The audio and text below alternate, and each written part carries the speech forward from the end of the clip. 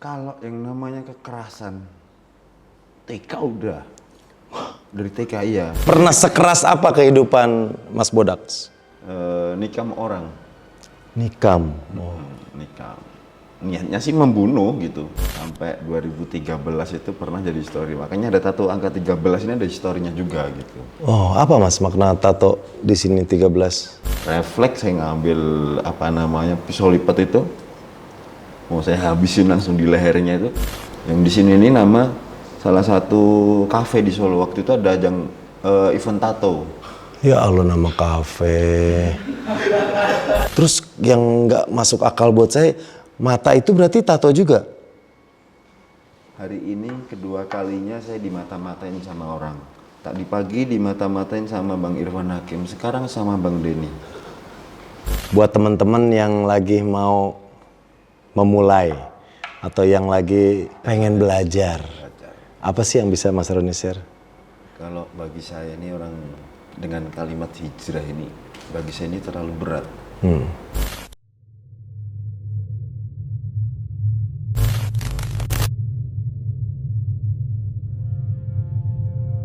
Sisi Gelap bareng sama Mas Roni Bodaks. Assalamualaikum Mas Roni. Waalaikumsalam warahmatullahi wabarakatuh.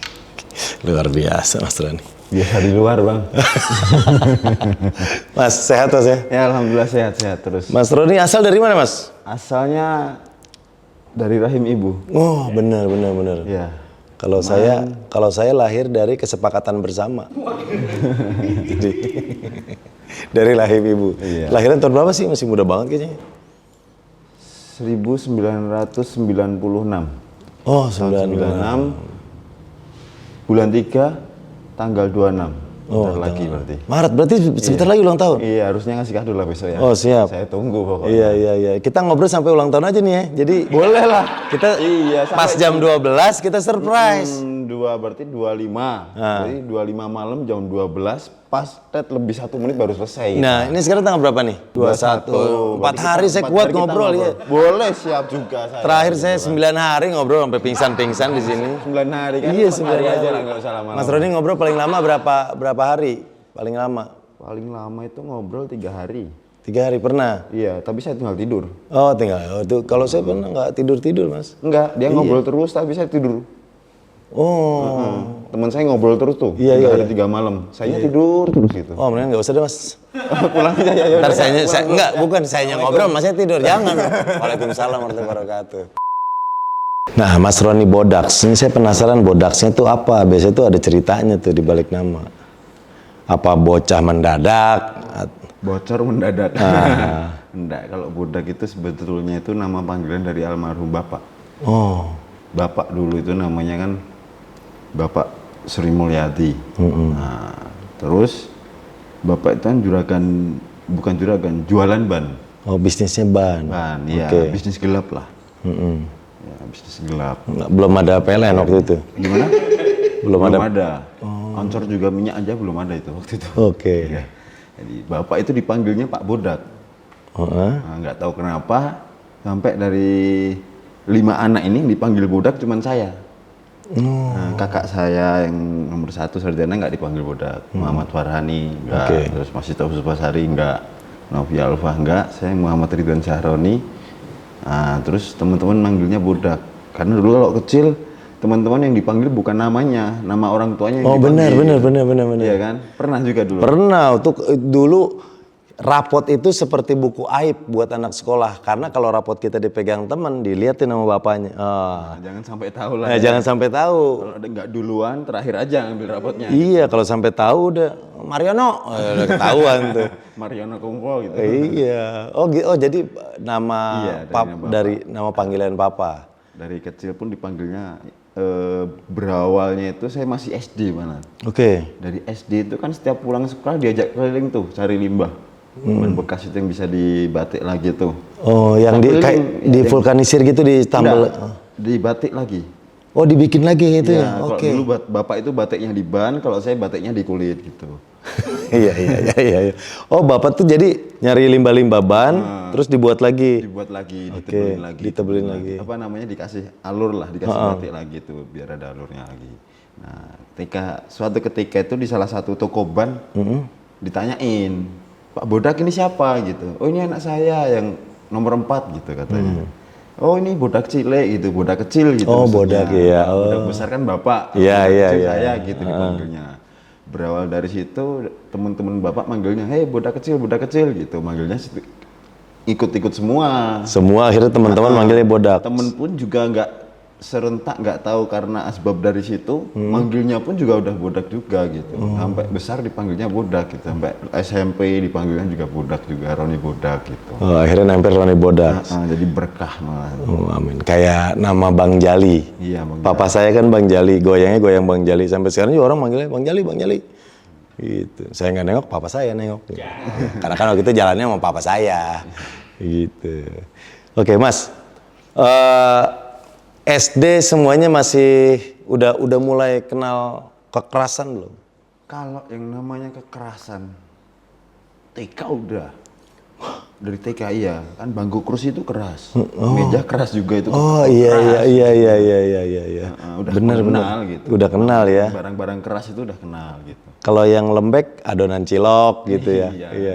Itu cuangki gitu, agak lembek gitu. Enggak, maksudnya kan Mas Bodak nih latar belakangnya katanya pernah jadi preman. Wes. Kalau saya tuh dibilang preman itu cenderung bukan preman malah. Tapi Temennya preman saya. oh, temennya preman. Iya, saya itu nggak preman gitu. Cuman temennya preman gitu. Jadi Oke. saya itu anak pang dulunya. Anak pang. Iya. Pernah ada di Cijantung? Banyak tuh anak pang di situ. Amin. Barangkali dulu di Depok malah. Oh, nongkrongnya di Depok? Depok ya, di Jalan Baru itu. Oh, Tuh ada rel terus Jalan Baru, nongkrong di situ sih. oke. Mondar-mandir 8 tahun seluruh Jakarta. Ngapain aja Mas dulu Mas kegiatannya Mas? Di Waktu situ masih jadi anak pang? Kalau masih jadi anak pang waktu di Solo ya di jalan. Tapi setelah kenal yang namanya tato itu, saya merantau tuh. Nggak cerita merantau. Setelah udah nggak sekolah, Oke. udah kenal tato, saya merantau ke Jakarta. Jadi tukang bakso, sini mari bang gitu. Oh, sempet dagang-dagang segala Dagang macam. bakso 7 bulan kurang lebihnya, dan di situ ditipu saya Ditipu sama? bosnya. Oh, jadi baksonya sistemnya setoran? Jadi kita ini bahan dikasih sama bumbu udah diracikin. Oke. Apa namanya bahan kita suruh berangkat jam 3 ke pasar buat ngegiling daging itu buat bahan. Nah, tapi kan dikasih uangnya pas terus karena bosnya tahu harganya berapa tahu dikasih Oh iya, jadi nggak ada lebihan ya? nggak ada lebihan. Oke. Dan di situ pun digajinya nggak full, pertama full, sebulan pertama full 700. Satu bulan Mas? Iya, beri. Tahun? Tahun berapa lama itu? Tahun 2000 berapa? 10, 11, 12. Ya di sekitaran 2010, 11. Oke. Di daerah Ciledug. Di situ. Nah, akhirnya pun dikasih uang gaji, tapi cuma setengahnya, katanya besok aja. Sisanya nanti kalau mau lebaran atau mau pulang kampung ditabung dulu uangnya gitu. Oh, dikasihnya cuma separuh. Separuh 300, 400 sampai ini 7 bulan, berarti 4 bulan di situ saya Nggak nerima gaji full? nggak nerima Oke. gaji full. Saya ketika itu disuruh belanja. Udah dipercaya dikasih uang tuh banyak. Oke. Nah, dikasih uang banyak buat belanja minum-minuman botol kemasan dan lain sebagainya gitu kan.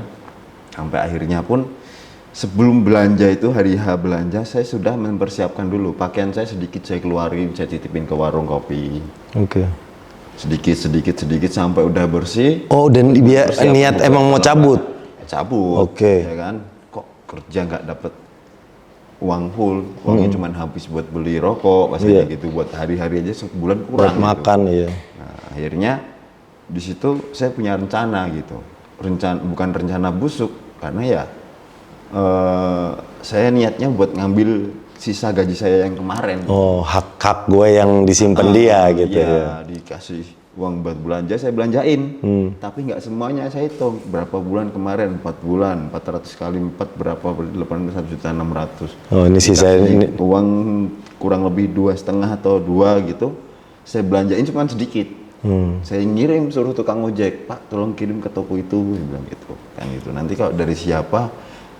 Dari saya, bilang aja dari Roni gitu.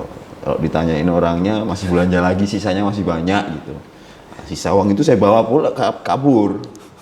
Saya bawa kabur kan, pakaian saya udah di luar semua sama berkas-berkas yang saya bawa itu. Udah aman. Aman.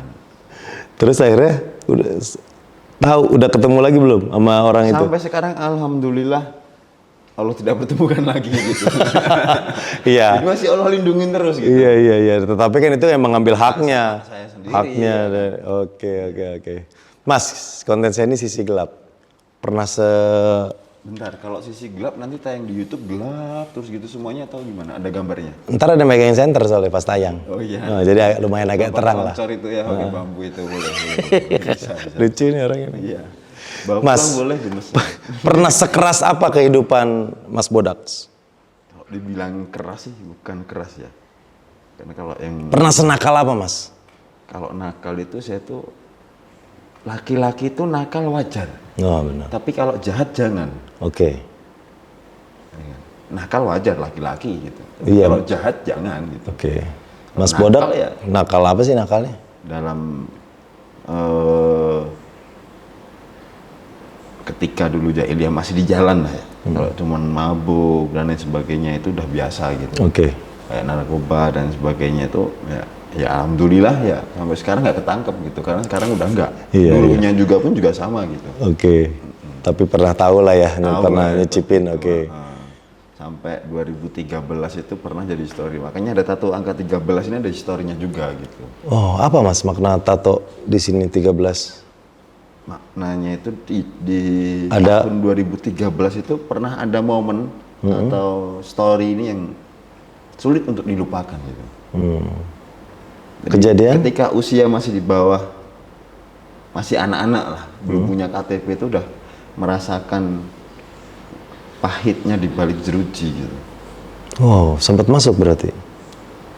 Nah, namanya di balik jeruji masuk, Iya, masa karena- di luar nongkrong gitu. Karena saya ini belakang saya juga ada jeruji, kadang suka dibalikin ya teman-teman.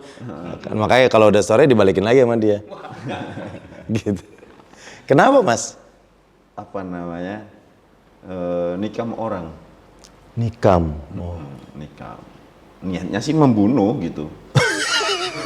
Tapi alhamdulillah masih diberi hidup lah orangnya gitu. Niatnya bunuh orang, memang habisin gitu. Tapi Semarah itu? itu sih ya kalau dibilang parah sih ya. Kalau bagi saya ya nggak parah-parah. Enggak, maksudnya marah, semarah itu. Iya, semarah itu. Karena Karena saya teringat dulu waktu ketika itu tuh saya berantem sama kakak.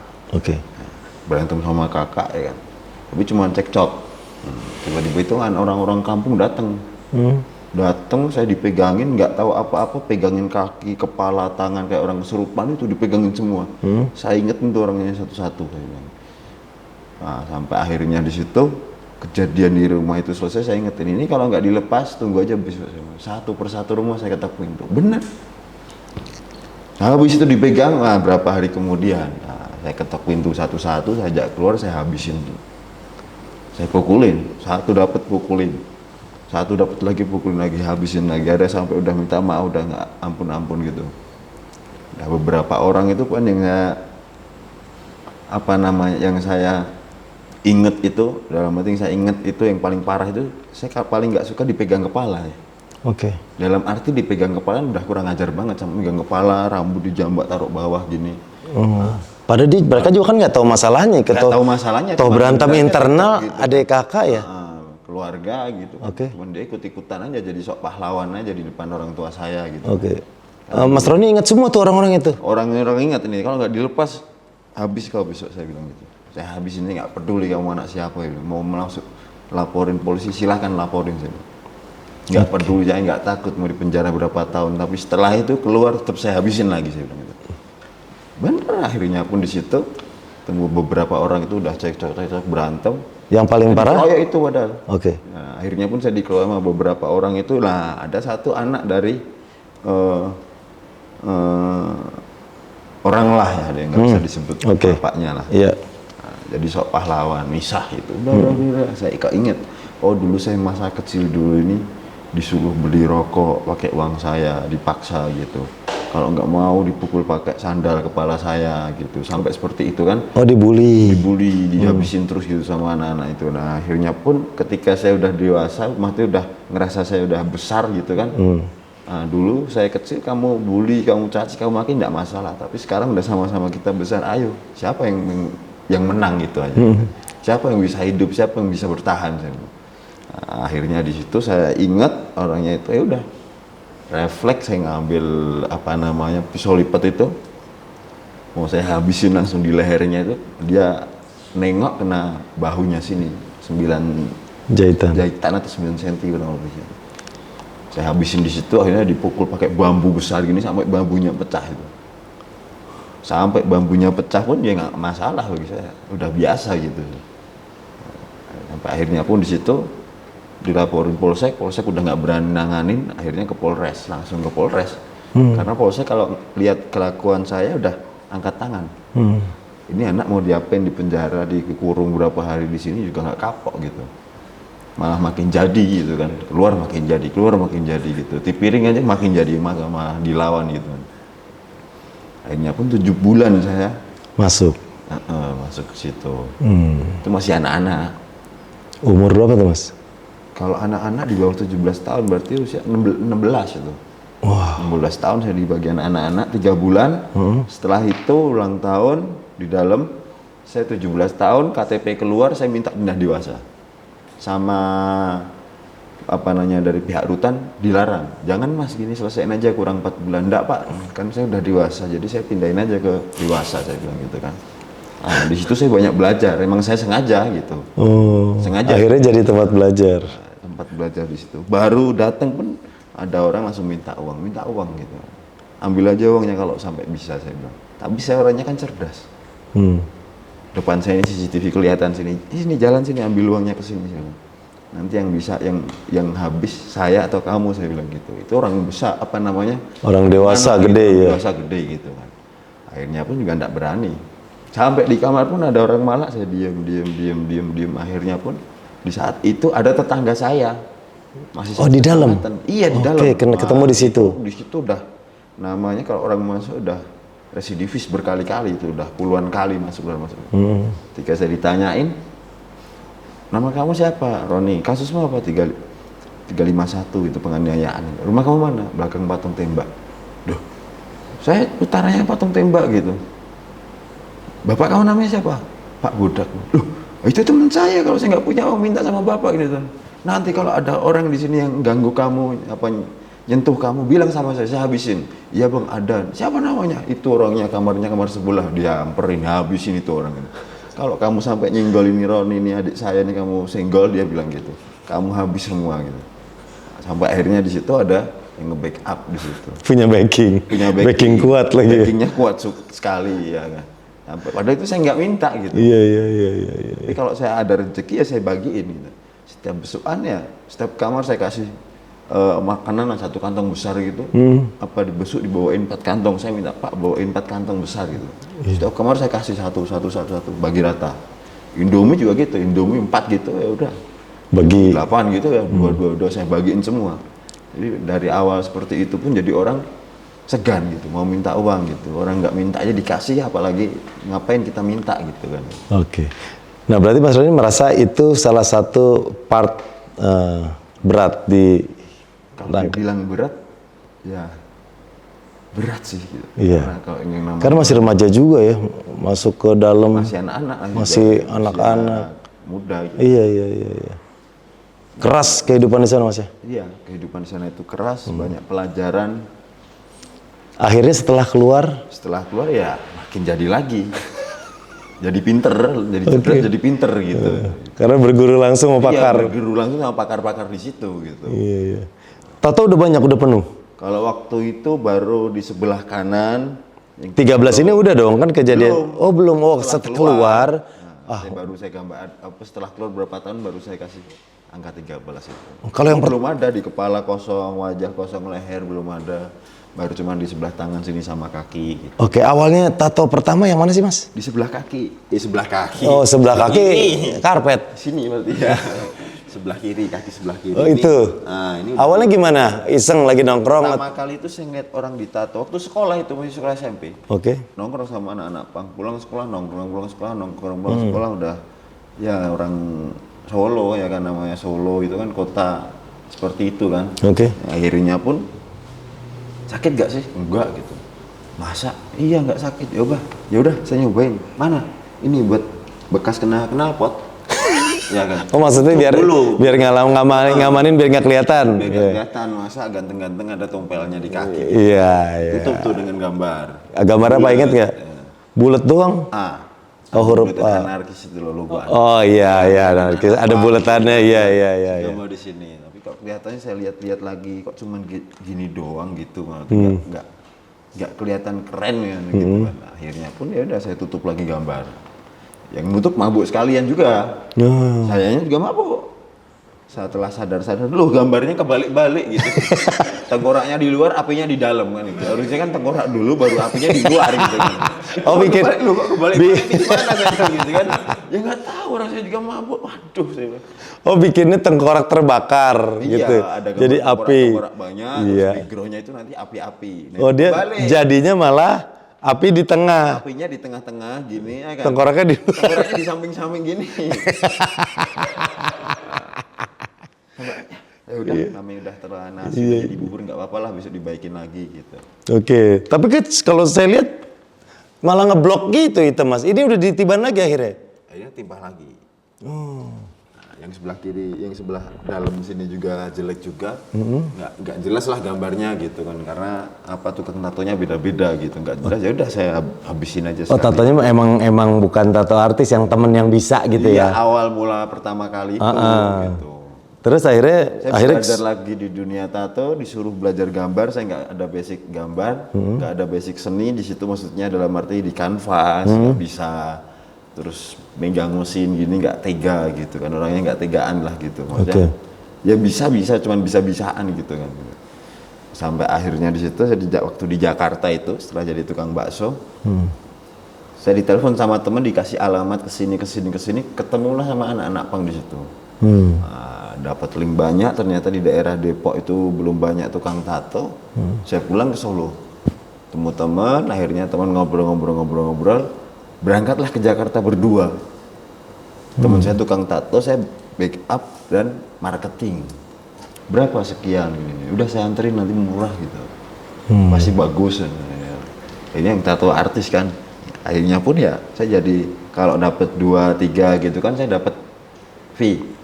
Ya kan, dapat uang rokok lah, uang jajan gitu, 100. Kalau waktu dulu 100 kan banyak gitu. lumayan. Saat itu banyak gitu. Sehari dapat 2-3, kadang sampai 4 gitu. Lumayan tuh dapat komisi. Dapat komisi, dan makan pun udah ditanggung sama teman saya itu tadi, sama tempat istirahat gitu. Kos lah gitu. Nah Mas itu sampai ke muka, pipi, jidat, itu Kalau gimana? di muka itu apa temennya pengen gambar akhirnya kehabisan ini akhirnya ke Mas, atau pengen bikin di sini? Awalnya itu gengsi. Karena Ajang bergengsi. Jadi satu rombongan itu di Solo ada beberapa komunitas tato. Maksudnya belum ada komunitas tato paguyuban gitu, belum ada waktu dulu. Satu tongkrongan sama satu tongkrongan lain itu ada, di situ ada tukang tatonya juga banyak. Di tongkrongan saya juga ada tukang tatonya gitu. Ada tato artisnya masing-masing. Nah teman saya itu, si Fulan aja itu berani di wajah, masa kamu nggak? Oh berani, siapa yang nggak berani? Oh ditantang-tantang gitu. Nggak berani gitu kan kata saya. Jadi bikin lah di sebelah ini. kanan dulu, sini dulu. Apa tuh Mas gambarnya? Harto mayat tapi dibalik gitu kan, Harto mayatnya di atas ini. Terus di sini kan Mother Pray, doa ibu. Yang di sini ini nama salah satu kafe di Solo. Waktu itu ada ajang event tato. Ya Allah, nama kafe. Tapi kan yang penting bukan nama mantan. Iya nama mantan. Jadi malu-maluin, tatoan banyak dan nama itu siapa? Tatonya ada namanya mantan, kan malu-maluin. Iya. Kayak kemarin saya lihat tuh di Instagram, nama mantannya Naomi. Pas putus akhirnya ditambahin A-nya ditarik jadi Indomie. Temunya Supermi. Iya. Maaf, ini bukan endorse ya ini ya. Iya. Mas ini nama kafe. Ada kontraknya dengan kafe itu atau pada saat itu gimana? Pada saat itu 3 meja itu 3 slot. itu. Yang siapa yang berani tato di wajah dikasih uang 1 juta sama yang pemilik kafe. Pemilik kafe. Itu yang punya Pertamina di situ, salah satu yang punya Pertamina di besar di Solo Raya gitu yang. Oh, hadiahnya 1 juta aja. 1 juta. Awalnya itu udah kecil dulu di sini. Awalnya itu temen udah penuh kan. Wih, tato di muka. Kamu berani nggak? Berani. Teman saya langsung saya, buat saya aja, kamu turun. Saya bilang. udah rebahan di atas namanya meja itu mau gambar. Bangun. Apa bang? Udah saya aja yang ditato, kamu turun aja. Saya usir itu orangnya.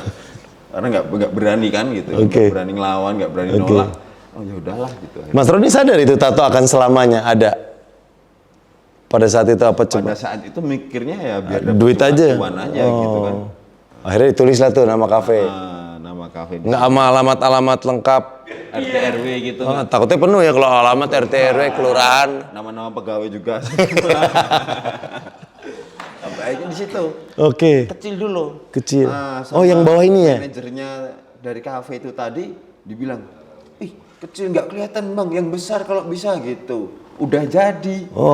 Wah langsung freehand sama temen, di fullin langsung penuhin sekalian meskipun nggak kelihatan, yang penting tulisannya jelas gitu dulu awalnya. Langsung dipenuhin jadi jidat gini kan, penuhin. Dia bilang, wah kamu ini benar-benar brengsek, saya bilang. Hadiahnya tetap 1 juta nggak ditambah? Tetap 1 juta, tapi masih ditambah 3 picture, 3 tower. Iya. Gara-gara kalau di circle saya itu orangnya kan asik semua, enjoy, asik gitu kan. Ada yang pintar main musik, seniman-seniman di situ juga banyak gitu. Oke. Terus Mas, saya ngeliat di sini ada warna-warna merah, itu tato atau apa Mas? Atau tadi bekas make up? Tonjokan. Atau memar pukulan atau apa Mas? Kalau yang di sebelah merah-merah ini emang sengaja tato. Tato emang sengaja dibikin merah gitu. Terus yang nggak masuk akal buat saya, mata itu berarti tato juga? Hari ini kedua kalinya saya dimata-matain sama orang. Tadi pagi dimata-matain sama Bang Irfan Hakim, sekarang sama Bang Denny. Iya, maksudnya nanya tentang mata, bukan dimata-matain. Serius Mas, itu tato di mata? Tato juga ini ditato ini sampai dalam gini. Ya Allah. Tadi lihat sampai dalam sini, bawahnya motor tato semua. Gila. 4 kali suntik, disuntik. Pakai insulin tuh buat suntik orang. Ntar. Maksudnya disuntik buat penghilang rasa sakit? Kok penghilang rasa sakit? Buat apa? Nggak ada penghilang rasa sakit, nggak ada. Nggak dibius, nggak diapa-apain, sadar gini langsung tiba-tiba. Ini kan, itu kan jarum kan? Bukan tiang bang. Pakai tiang tuh. Iya, maksudnya gini nih.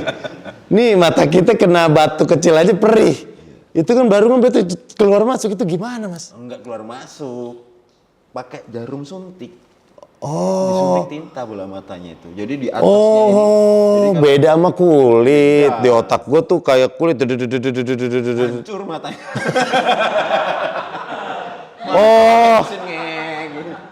Kalau mata itu berarti kayak masukin cairan aja dia nyebar gitu. Ya nggak langsung nyebar kayak orang di Apa masukin cairan terus tepak-tepak mata kita gini-gini. Enggak. Atau gimana coba Mas? Saya nggak ada gambaran Mas di tato mata. Nih misal nih, ada bola kecil nggak ada ya. Nih misalnya ini biji mata nih ya. Ini bola mata nih Oke. kan. Ini item-itemnya di sini nih. Oke. Nah, yang ditato itu di ujungnya. Jadi di atasnya sendiri sini. Oh, di atas. Di atas sendiri paling mepet. Oke, di atas banget.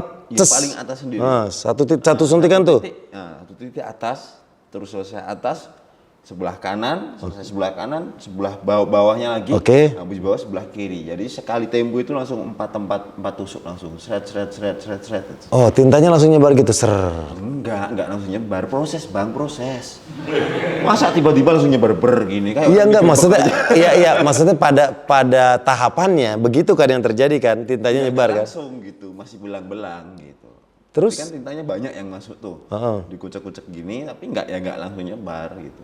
Biar setelah kena suntikannya itu bekas suntiknya tuh biar cepet nutup dulu kan, bekas lukanya yang kena suntik, biar nutup dulu. Terus diguyur pakai air itu infus itu, pakai air infus itu dan steril tuh. Diguyur pakai itu, habis diguyur pakai itu 3 hari ngerasain kok agak bengkak kayak ada yang ganjel gitu kan. Setelah itu sampai 3 minggu.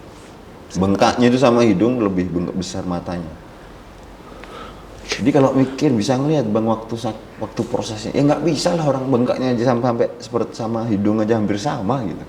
Jadi kayak keluar gitu matanya bang? Nggak keluar, matanya nggak keluar, bengkak. Bengkaknya dari sini, bengkakannya dari sini. Iya, sama. Oh, bukan dari bola mata. Matanya sama, kelopaknya juga ikut bengkak gitu. Wow, gila. Tapi nggak bisa buat gerak, nggak bisa sama sekali. Sakitnya itu jadi setengah badan ini sakit, dari kepala pusing, linu sampai leher gini, kenceng semua, ketarik semua saraf-sarafnya sini. Pasrah bang. Nah iya, apa yang dicari kan sakitnya kayak gitu. Pada saat itu apa yang terpikir akhirnya mau? Penasaran.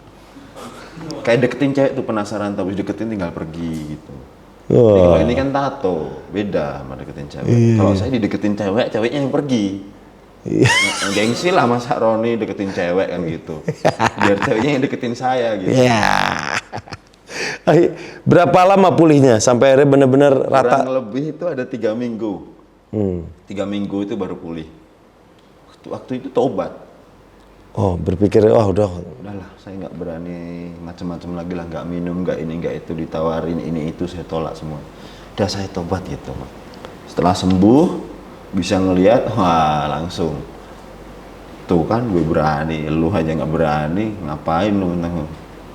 Jadi songong akhirnya. Oh, iya. Waktu itu. Terus titik balik Mas Roni Bodaks apa? Titik baliknya itu asbab permintaan dari ibu. Wah, subhanallah. Ketika itu keadaan kalau orang ini sudah terpuruk, biasanya nggak punya uang, nggak ada temen, nggak punya apa-apa ya kan. Kalau di saat itu malah sebaliknya. Ketika mempunyai apa-apa gitu, pendapatan aja bangun tidur 1 juta. Dari? Iya, dari penghasilan. Jual ini, jual itu gitu.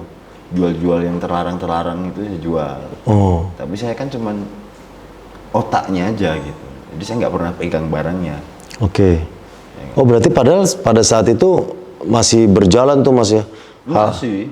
Hal-hal itu masih berjalan, dan pada akhirnya di situ setelah jadi waktu keadaan ibu minta itu apa-apa ada. Bukan walaupun masih di sisi gelap nih. Masih di sisi gelap waktu itu. Belum ditelepon sama ibu gitu. Iya, oke. Sampai diminta. Oke, pada saat sisi gelap itu masih berjalan, ibu telepon. Iya, ibu telepon. Padahal uang ada, motor ada, double motor, double handphone, double cewek banyak di mana-mana gitu kan. Bukan saya nyari cewek, ceweknya pada nyariin saya gitu. Wois, luar biasa. Dulu. Iya.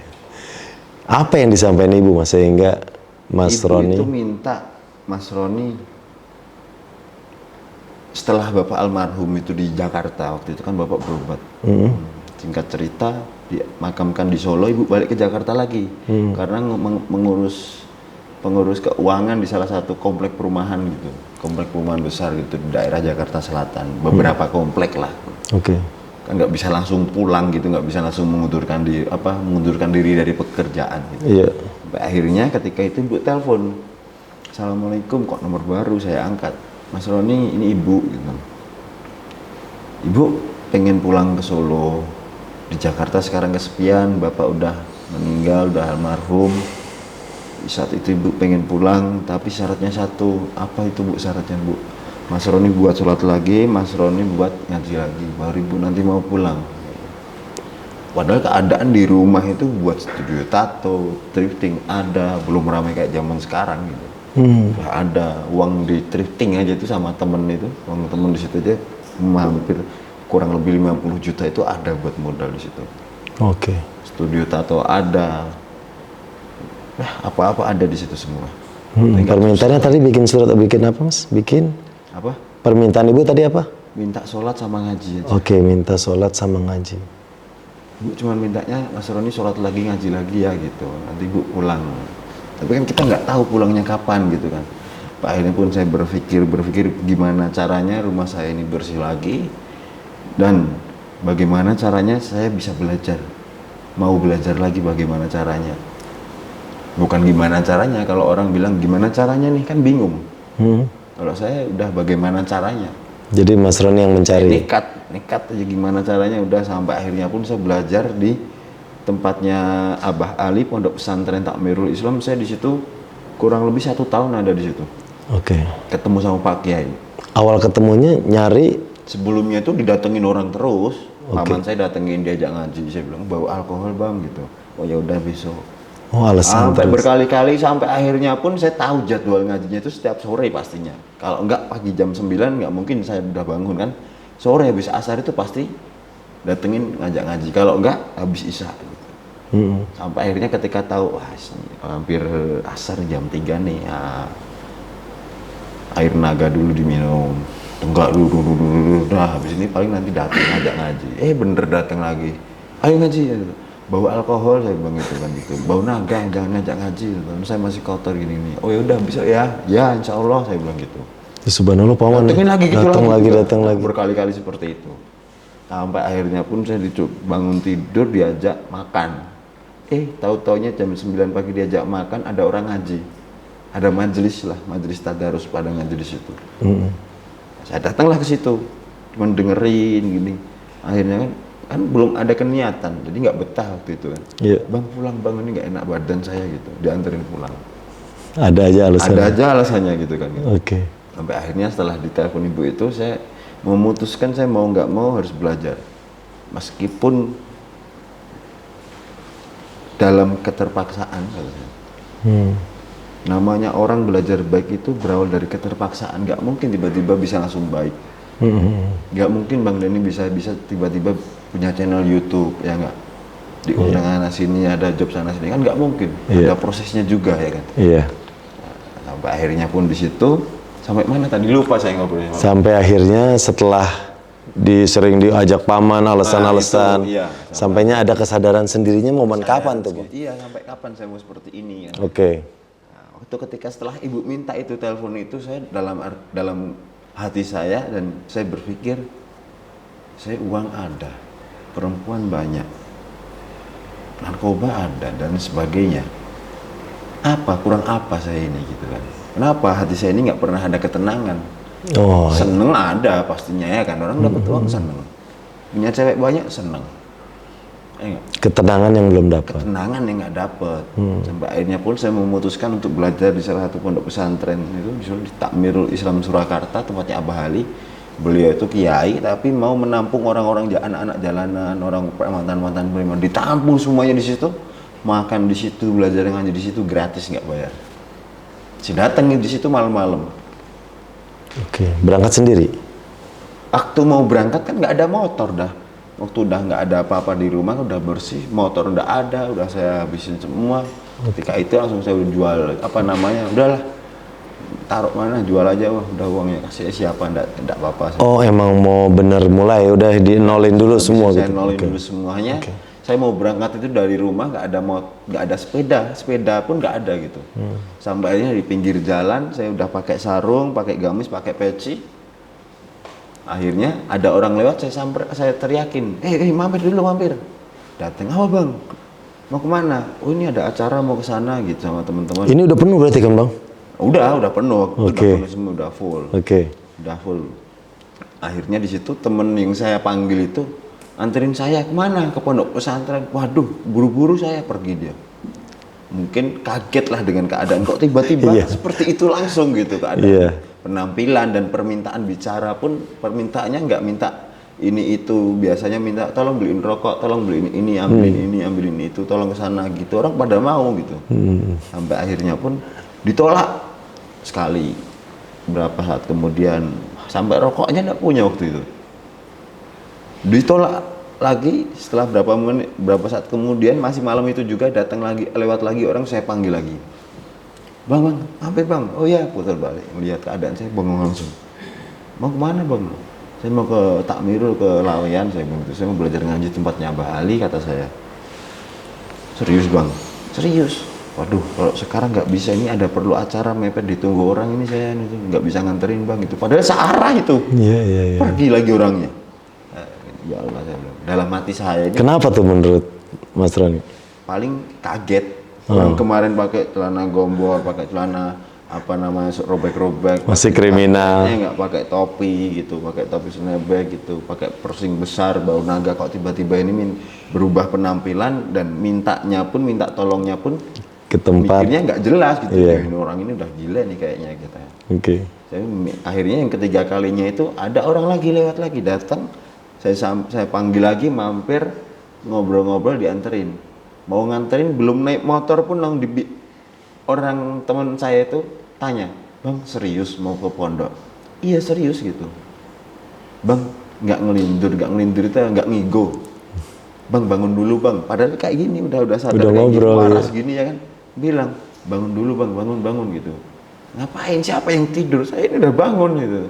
"Enggak, barangkali abang ngigo kok bisa pakai pakaian kayak gini, minta disuruh nganterin ke pondok," katanya kan. Sampai akhirnya pun dianterin tuh. "Bang, serius mau ke pondok? Mau ngapain bang?" gitu, di lampu merah.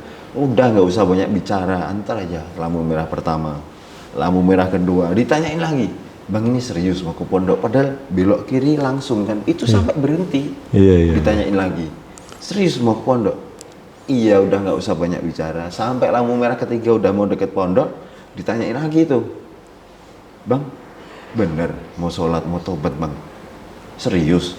Terus saya nggak ada temennya dong, bilang gitu kan. "Udah, kamu berisik, saya habisin di sini." Itu, "Oh iya bang, iya bang," ketakutan kan akhirnya. "Berisik, saya habisin di sini," saya bilang gitu kan. "Sekali lagi kamu tanya, saya habisin di sini." Dianterin lah itu sampai ke tempat tujuan.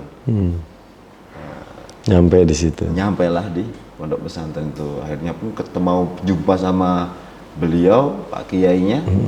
Nah, di situ ada jamaahnya, bodohnya besar-besar semua, gondrong-gondrong semua. Tato juga lagi. Tato ya ada, tapi sedikit gitu. Oke. Ada tato lah, nggak kelihatan kayak saya gini. Badannya besar-besar. Saya tanya, "Tempatnya Abah Ali mana?" "Sini." "Ada perlu apa ya?" Langsung nanya gitu. "Ada perlu apa mas itu?" "Saya mau ketemu sama Abah Ali." "Oh ya silahkan." Dikawal itu 2 orang besar-besar. Dikiraan ya mau ngapain. Mau ngapain, gitu. iya. Tatonya banyak, tiba-tiba datang. Ditungguin di situ. Saya ngobrol sama beliau, sama Pak Kiai, ngobrol, kenalan, ditanyain rumahnya mana, bla bla bla, sampai ditanyain ini. Itu tato rata semua mas. "Iya bah, sampai ke dalam-dalam." "Ya enggak lah bah, masa sampai ke dalam-dalam," saya bilang gitu kan.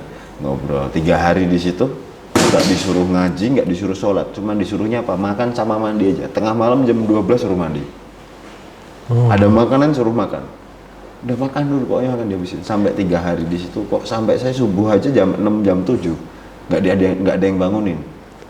Padahal beliau itu Pak kayaknya kalau mau sholat lewat turun ke bawah, lewat ke satu tempat tadi itu yang buat apa anak-anak istirahat di situ, jamaah di situ istirahat.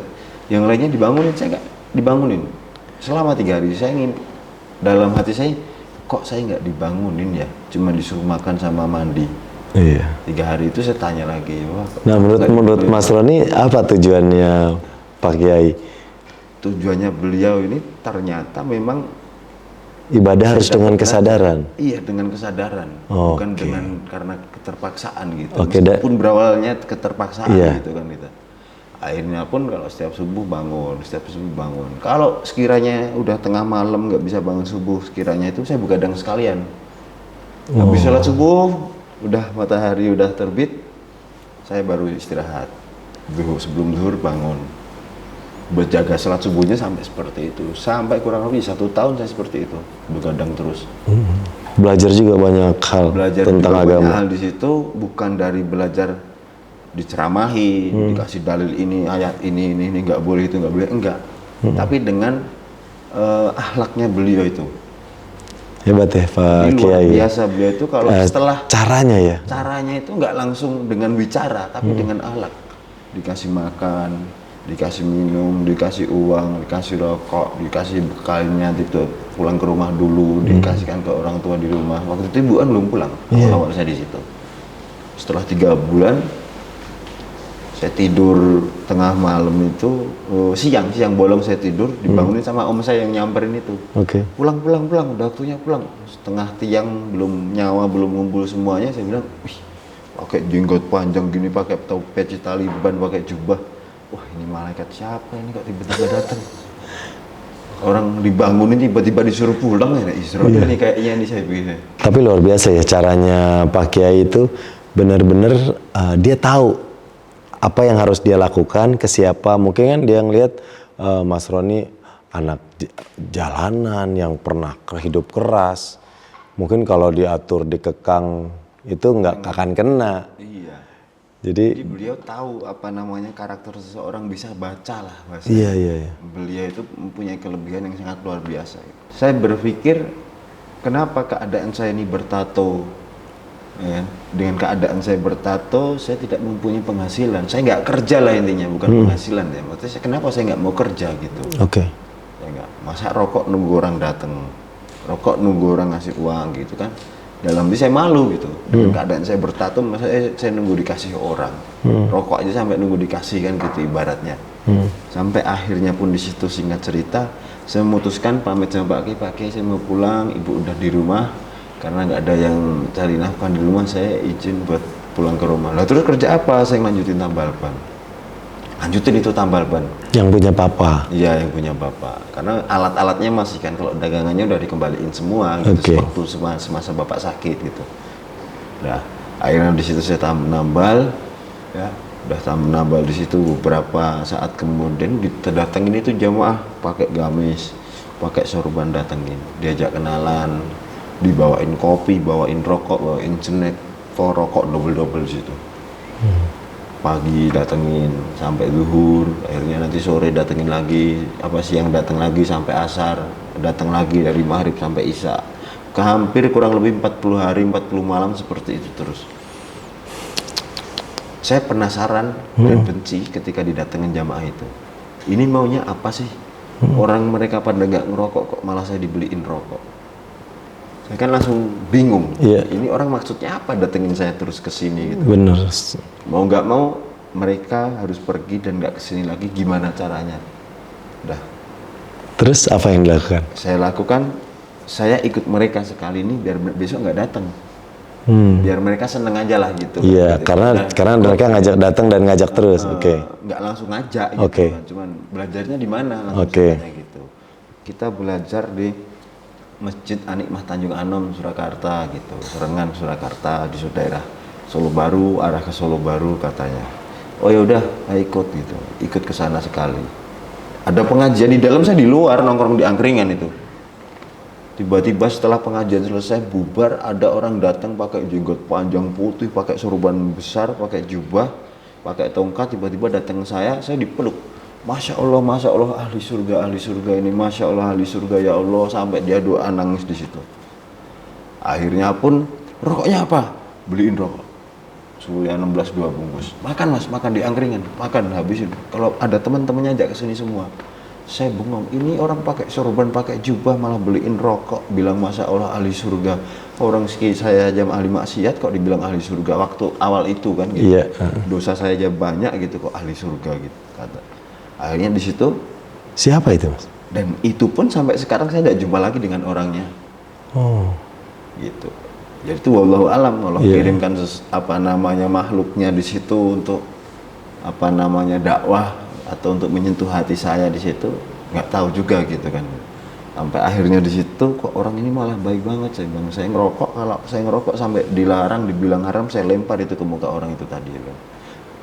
Udah baru dalam hati malah dibeliin rokok. Nggak jadi marah kan, awalnya udah kesel juga gitu kan, wah ini habis ini pasti dibilang haram nih rokok, saya bilang gitu kan. Dalam hati saya masih ngerokok gini, malah dibeliin rokok 2 bungkus, suruh makan nanti yang bayar saya. Ya udah saya makan kenyang, saya nunggu di situ, udah agak tengah malam saya pulang. Oke. Sekali itu aja saya datang. Yang penting sudah mengikuti orang yang udah datang terus, iya. Kemauannya mereka biar saya datang juga ke sana gitu, akhirnya nggak datang. Oke. Tapi seminggu sekali datang lagi gitu. Seminggu sekali datang lagi cuman buat silaturahmi, ngobrol sana sini bla bla. Enggak dakwah, enggak bicara ayat, enggak bicara apa-apa. Oke. Nah, Mas Roni kan sudah mengalami sisi gelap. Terus akhirnya juga sempat hijrah, alhamdulillah, belajar di pondok. Perbedaan apa yang Mas Roni alami? Alhamdulillah kalau dibandingkan dengan yang dulu. Dari sisi ketenangan batin, Mas. Hati lebih tenang. Pikiran pun juga lebih santai, nggak terlalu kalau orang Jawa bilang kemerungsung, keburu-buru. Oke. Jadi pikiran nyantai, tenang, hati pun juga ayem, tentrem, tenang. Gitu.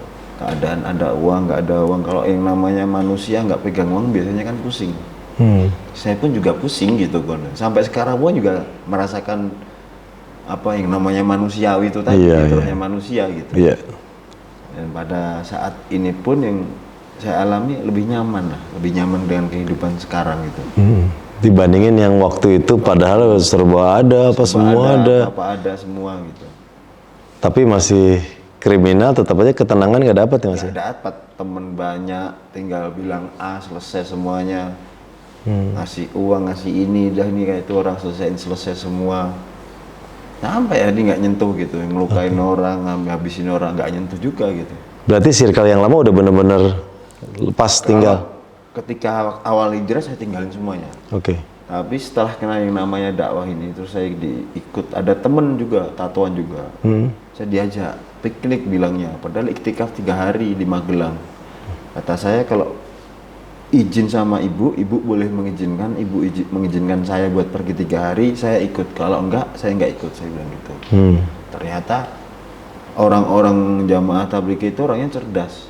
Datengin tuh bawain apa namanya bungkus-bungkusan banyak. Iya, oleh-oleh. Bawain oleh-oleh gini, bu, gini bicara bla bla bla bla ini. Udah. Akhirnya pun ibu langsung disiapin bekal. Tiba-tiba Mas Roni ikut aja enggak apa-apa gitu. Saya bingung, gimana sih kok ibu tiba-tiba ngebolehin saya keluar padahal biasanya nggak seperti itu gitu. Oke. Dan itu pengalaman pertama akhirnya ikut itikaf? Ikut iktikaf dan di situ luar biasa sekali. Di pengalaman apa, Mas? 3 hari di Magelang itu, di Pondok Al Mukhlasin Magelang itu, Kerincing. Hari pertama di situ saya ngeliat keadaan yang tidak pernah saya lihat. Apa? Pertama kali saya datang di situ, jalan-jalan, kan ada pengajian akbar di situ. Ada nasihat-nasihat dari guru-guru kita dalam dakwah itu. Saya cuma jalan aja muter. Di situ saya ngelihat ada orang tunanetra bisa baca Quran. Hafalan Quran di situ. Bayangin. Bisa melihat enggak bisa melihat, permisi, tunanetra bisa belajar Quran di situ. Sampai saya tanya, ada ustadz lewat, saya tanya, "Ustadz, itu kenapa kitabnya polosan?" Kan karena dari jauh nggak kelihatan kan. Oke. Taunya polosan gitu. Oh iya, itu teman-teman itu jamaah santri-santri tunanetra Mas Roni gitu. Tunanetra gimana nggak bisa ngelihat gitu. Terus kok kitabnya kayak gitu? Ya itu ada kitab khusus untuk orang-orang tunanetra. Nah, terus mereka di sini ngapain?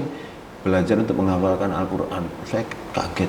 Wih, ini orang nggak bisa ngelihat mau belajar Al-Quran gitu kan. Saya masih terngiang-ngiang terus itu. Hari kedua di situ saya baru nongkrong ngopi, didatengin 2 orang. Satunya bilang, "Permisi Mas, ini teman saya mau silaturahmi, mau menyampaikan 1 patah kata, 2 patah kata." Akhirnya yang bicara apa namanya tunarungu, bicara dengan bahasa isyarat. Oke. Nah, bicara dengan bahasa isyarat terus diterjemahkan sama temannya tadi itu. Ada penerjemahnya. Ada penerjemah diterjemah. Saya bingung. Ini orang ngomong aja susah kok mau dakwah. Kok ngomong aja susah kok malah dakwah, ngomongin perkara agama, menyampaikan perkara agama gitu. Iya. Dalam hati saya tersentuh lagi di situ. Sedangkan saya yang bisa bicara buat dakwah aja nggak bisa, berat gitu kan. Sampai hari ketiga lagi, ketika saya jalan-jalan terlalu jauh, saya mau balik ke tenda karena pakai tenda-tenda besar gitu kan. Ke lokasi istirahat saya, lupa jalannya. Diantarlah dengan seseorang di situ, ustadz di situ, santri lah di situ. Pakai tongkat, dia pakai Quran kecil di bawah gini. Dianterin, Mas ini kenalan, habis kenalan ngobrol-ngobrol, "Mas, rumahnya mana? Solo. Mau kemana ini? Saya mau balik ke tenda, tapi lupa jalannya Ustaz," saya bilang gitu. "Ya udah saya dianterin tuh, dia pakai tongkat." Dari belakang saya lihat kok ada yang beda, sandalnya cuma sebelah aja. Akhirnya sampai tempat tujuan saya kasih uang itu, Ustadznya itu tadi, santrinya itu, saya kasih uang, ditolak itu uangnya. Ditolak itu uangnya, sampai akhirnya dia cuma bilang apa? "Mas Roni, maaf, bukannya saya tidak mau menerima, itu buat Mas Roni aja. Saya cuma berharap Mas Roni doakan saya biar istiqomah selesai jadi penghafal Al-Quran gitu." Saya sampai bingung lagi di situ terusan kan. Sampai hari ketiganya itu sorenya saya di pinggir sungai nongkrong ngopi sambil memikirkan 3 hari yang lalu itu. Iya. Mereka dengan keterbatasan seperti itu yang nggak bisa ngelihat mau belajar Al-Quran, yang nggak bisa bicara mau belajar dakwah, yang mempunyai keterbatasan fisik saja, permisi teman-teman kita ini mau membantu gitu, mau membantu meringankan beban orang lain, sedangkan saya yang punya tangan, punya kaki, punya mata ini buat bantu aja orang aja agak berat di masa-masa awal itu. Oke. Oh, berarti 3 hari yang sangat bisa memberikan pandangan baru buat Mas Roni. Pelajaran yang sangat luar biasa dan tidak akan pernah saya lupakan gitu. Karena pertama kali ketika 3 hari pertama kali belajar bukan dari saya dengerin orang ceramah itu enggak, tapi belajar dari keadaan. Jadi pelajaran dalam hidup saya ini, terus jadi semangat belajar Quran, semangat belajar dakwah, semangat belajar untuk meringankan orang lain. Ini bagaimana caranya, kalau nggak ada uang ya dengan tenaga, nggak ada tenaga dengan pikiran, ya sebisanya lah, semampunya gitu. Oke. Nah, Mas, dari yang udah Mas Roni lewatin sampai akhirnya bisa belajar, terus dapat pelajaran di 3 hari itu, merasa tertampar dengan apa yang Mas Roni lihat. Buat teman-teman yang lagi mau memulai atau yang lagi pengen belajar, apa sih yang bisa Mas Roni share? Kalau bagi saya ini, orang dengan kalimat hijrah ini, bagi saya ini terlalu berat. Tapi kalau pribadi saya ya, tapi kalau kita belajar tobat itu lebih ringan gitu. Lebih mudah orang mendengar, dan saya pun lebih mudah untuk mendengar dan untuk belajar juga. Iya. Belajar bertobat gitu. Kalau hijrah kan, kalimat hijrah itu kan dari tempat satu ke tempat yang lain. Oke. Ya, orang taunya dari sisi gelap ke sisi terang. Dari yang awalnya tidak bisa jadi bisa. Tapi dengan belajar tobat, yang namanya manusia pasti mempunyai kesalahan. Ya. Dan setiap manusia ini mempunyai masalah. Tadi pagi saya ngobrol sama security di salah satu hotel di Jakarta ini, ngobrol, akhirnya dia curhat. 2 jam saya ngobrol, Bang. 2 jam ngobrol itu, curhat. Mas, kenapa saya ini punya uang, hati nggak tenang, kepala pusing, tapi punya uang pun juga kepala pusing, hati juga nggak tenang. Punya uang buat bayar utang, punya uang bayar utang, punya uang bayar utang. Saya ini nggak pernah ada ketenangan gitu katanya. Jadi begini Pak, kata saya, setiap manusia ini punya masalah Pak. Laki-laki, perempuan, besar, tua, anak kecil, anak muda, semua orang punya masalah. Iya. Ini memang fitrahnya manusia. Allah Subhanahu wa taala berikan masalah kepada kehidupan kita ini. Sebenarnya Allah ini rindu dengan kita. Pengen kita datengin ke Allah ini, pengen gitu. Jangankan Bapak, saya aja yang masih seperti ini, sudah seperti ini, belajar seperti ini pun, saya pun juga punya masalah kok, Bapak, saya bilang gitu. Bagaimana kalau kita ini punya masalah, kalau kita dekat dengan kita mempunyai bos dalam satu perusahaan, kita punya salah pun dimaafkan, minta apa-apa kita dikasih, keluarga kita ada yang sakit kita difasilitasi, meskipun itu tukang kebunnya. Karena apa? Disayang gitu sama bosnya, disayang sama juraganya gitu, dieman-eman tuh, jangan sampai dia itu keluar dari pekerjaan. Semua difasilitasi. Itu dalam duniawi. Apalagi dengan hubungan kita dengan Allah Subhanahu wa taala, ketika kita ditimpa masalah ini, tandanya ini Allah sayang sama kita, cinta sama kita, rindu kepada kita. Dan caranya untuk menyelesaikan masalah ya kita mengikuti apa yang sudah diperintahkan Allah Subhanahu wa taala, menjalankan yang sudah diperintahkan Allah Subhanahu wa taala dengan cara mengikuti sunnahnya baginda Rasulullah SAW. Karena kebahagiaan, kesuksesan, kejayaan Allah Subhanahu wa taala ini letakkan dalam amal agama yang sempurna yang telah dicontohkan oleh baginda Rasulullah Shallallahu alaihi wasallam dan para sahabat. Wah, luar biasa. Jadi orang hidup, manusia hidup ini bagaikan ikan. Kalau ikan ini fitrahnya dalam air. Coba ikan taruh di meja. Mejanya dari berlian pinggirannya. Lapisannya ini bukan lapisan terbuat dari emas. Ikan bahagia nggak itu di atas meja emas? Sengsara, ikan ini akan mati. Karena fitrahnya ikan itu hidupnya di dalam air. Begitu juga dengan burung. Unggas. Fitrahnya hidup di alam bebas. Coba kalau dikurung, tersiksa. Yang harusnya bisa berkembang biak, berkicau, bernyanyi sana sini, ya. Bisa terbang menari-nari. Ketika dimasukkan ke dalam sangkar dari jeruji emas, pionnya dari berlian sekalipun, gantungannya ini dari emas juga, enggak. Burung pun tidak akan bahagia karena hakikatnya burung hidupnya di alam bebas. Begitu pula dengan cacing. Cacing yang ada dalam tanah pun Allah Subhanahu wa taala beri rezeki. Coba kalau diambil taruh di meja. Kayak ikan tadi. Dari meja emas, dari berlian, perhiasan taruh situ. Bahagia nggak cacing? Nggak akan bahagia. Iya. Meskipun uang miliaran dikasihkan di situ pun juga nggak akan bahagia. Karena cacing fitrahnya hidupnya di dalam tanah. Itu sudah menjadi ketentuan Allah Subhanahu wa taala. Begitu pula dengan manusia saat ini, fitrahnya manusia hidup di dalam amal agama. Ketika keluar daripada amal agama, maka tersiksa. Seperti ikan tadi keluar dalam air, seperti cacing keluar dalam tanah, seperti burung dimasukkan ke dalam sangkar. Susah, gelisah. Kalau kita amalkan agama, insya Allah itu pasti janji Allah, diberi ketenangan jiwa.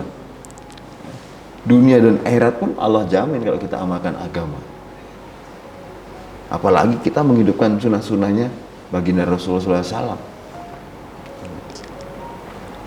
Padahal kalau kita dilihat daripada perkara agama, sampai kita ke kamar mandi pun ada amal agama gitu. Ada nilainya, satu tetes pun kalau kita amalkan sebagaimana Rasulullah SAW contohkan, maka di situ pun satu tetes air yang hina pun jadi saksi nanti di hadapan Allah Subhanahu wa taala. Kalau kita menunaikannya dengan benar seperti yang dicontohkan Rasulullah SAW. Jadi kalau buat teman-teman mau hijrah, mau belajar tobat, mau belajar sholat dan lain sebagainya, maka kita jangan malu gitu. Kita buat maksiat aja kita nggak malu, ngapain kita buat taat kita malu? Maksiat aja bisa total, kenapa sekarang hijrah nggak bisa total gitu? Iya. Urusan dunia aja kita bisa total, taat sama bos. Bos baru datang udah berdiri. Ya, udah berdiri itu baru bos itu. Nah, padahal ini hubungan kita dengan Allah Subhanahu wa taala ini yang menciptakan alam semesta, seluruh isinya, dunia dan isinya ini Allah Subhanahu wa taala ciptakan. Untuk siapa? Bukan untuk manusia. Tapi Allah Subhanahu wa taala ini, dunia ini diciptakan untuk manusia, tetapi manusia ini diciptakan untuk nanti di akhirat. Akhirat diciptakan untuk manusia. Jadi kalau kita berpikir kita punya uang banyak bahagia, tidak ada jaminan. Kita punya mobil mewah, punya rumah mewah, kita bahagia, tidak ada jaminan. Seorang raja sekalipun, sepatunya dari berlian, dari emas sekalipun, enggak. Maka kalau ada satu jarinya ada sakit cantengan itu, enggak, bernanah jarinya, bisa pakai sepatu enggak? Tidak bisa. Maka sepatu itu akan dijual atau diberikan kepada siapa demi kakinya itu biar sembuh. Iya. Baik, tapi dengan kata tadi tuh belajar taubat itu terdengar lebih sederhana, lebih simpel dan tidak menggurui ya Mas ya. Iya, kalau gitu. Ayo, kamu itu harus hijrah, kamu ini harus hijrah gini-gini. Wah, memang kamu ini punya malaikat nyuruh hijrah gitu. Kalau kita belajar taubat, kita belajar bersama-sama. Orang dengernya enak, terimanya pun juga tidak tersinggung. Benar. Oke, luar biasa pengalaman Mas Roni. Mas Roni, terima kasih sudah main ke sisi gelap. Karena kita tidak perlu mengalami satu kejadian. Kadang kita juga bisa belajar dari pengalaman, tapi ilmunya kita bisa dapat. Terima kasih Mas Roni, sehat selalu. Salam buat keluarga di rumah. Assalamualaikum warahmatullahi wabarakatuh. Ini kayak, gini dong. Nah iya dong. Waalaikumsalam warahmatullahi wabarakatuh. Siap.